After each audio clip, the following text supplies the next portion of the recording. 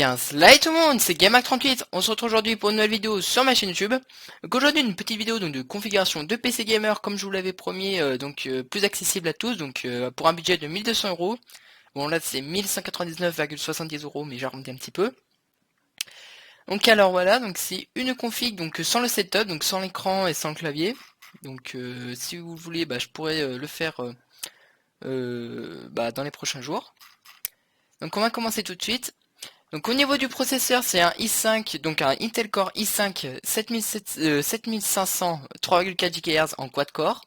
Donc une architecture Kaby Lake, donc un très bon processeur pour du gaming, franchement je le recommande. En plus il est en VRD, donc il est parfait. Donc la carte mère, on commence à le connaître, la MSI Z270 Gaming Pro Carbon. Donc elle aussi compatible VR normalement. Oui, on voit sur la boîte normalement. Juste ici VRD, donc comme ça c'est parfait.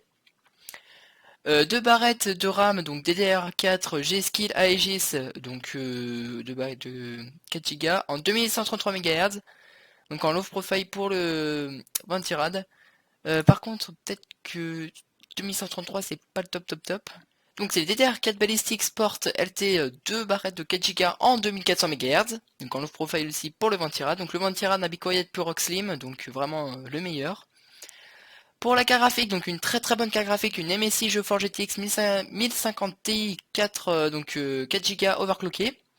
Donc vraiment nickel, elle fera tourner GTA 5 en ultra sûr. Donc elle est vraiment très performante et très bien pour son prix.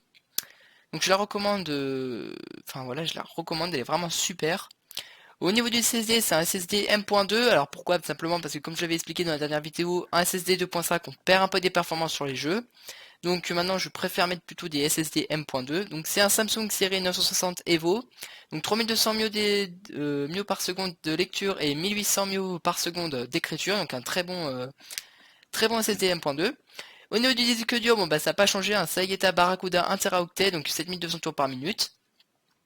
Au niveau de la carte Wi-Fi, parce que, alors pour ceux qui sont en Ethernet, ça ne sert à rien d'avoir une carte Wi-Fi, mais pour ceux qui, qui sont assez près de leur box et qui veulent avoir une carte Wi-Fi, j'en ai rajouté une parce que dans la dernière vidéo, il y a quelqu'un qui m'a dit comme quoi elle ne contenait pas de carte Wi-Fi. Alors ensuite pour le système d'exploitation, j'ai toujours pas rajouté tout simplement parce que, on a Ubuntu qui est gratuit et on a, pas se mentir, plusieurs tutos pour essayer de craquer Windows 10.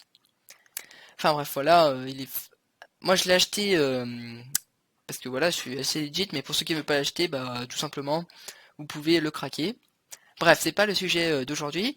Donc aujourd'hui le sujet c'est le PC gaming et donc la carte graphique c'est une TP-Link Archer en 600 attends mais elle a 3 barrettes 3 antennes.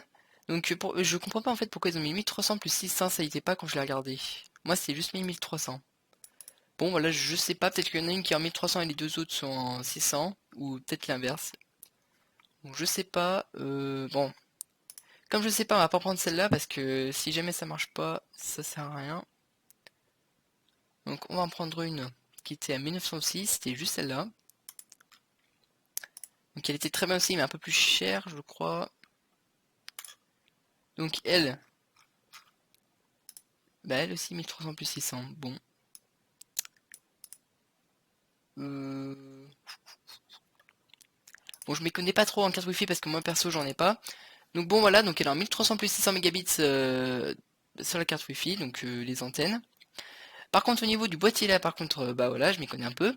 Donc le Bitfenix Nova noir, donc boîtier PC moyenne tour, donc compatible ATX Micro ATX Mini ATX, donc USB 3.0. Au niveau de l'alimentation, Seasonic G450 450 volts, alimentation PC certifié 80+ Gold, donc semi-modulaire, voilà.